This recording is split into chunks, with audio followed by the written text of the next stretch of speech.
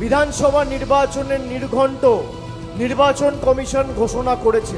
তার পরদিন তৃণমূল কংগ্রেসের তরফ থেকে প্রার্থী তালিকা প্রকাশিত হয়েছে এবং আপনাদের এখান থেকে আমাদের সকলের শ্রদ্ধেয় বর্ষিয়ান সমীর জানা প্রতিদ্বন্দ্বিতা করছে জোড়া ফুল প্রতীক চিহ্নে। তার সমর্থনে আজকে আমাদের এই সভা। মমতা বন্দ্যোপাধ্যায় যেমন চতুর্থবার মুখ্যমন্ত্রী হবে, সমীর জানাও চতুর্থবার বিধায়ক হবে, ব্যবধান আরো বাড়বে। আপনারা 2011, 2016, 2021 যেভাবে তৃণমূলকে আশীর্বাদ করেছেন, আশীর্বাদের হাত থেকে যেন আমাদের প্রতিনিধিরা বঞ্চিত না হয়। বাকিটা আমরা আছি, আমরা বুঝে নেব। পার্লামেন্টেও লড়বো, মাঠেও লড়বো, কোর্টেও লড়বো।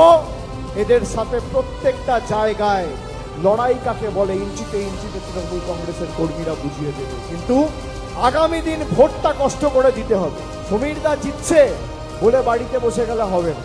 আমার বয়স বেশি হোক কম হোক, পুরুষ হই মহিলা হই, আমার বাড়ি থেকে পোলিং স্টেশন একটু দূর হলেও কষ্ট করে লাইনে দাঁড় করাতে হবে। তার কারণ যারা বোতাম টিপে রিমোট কন্ট্রোলের মতো আমাদের টাকা আটকেছে ইভিএম এর বোতাম টিপে, তাদের রাজনৈতিক ভবিষ্যৎটা আটকানোর দায়িত্ব আপনাদের।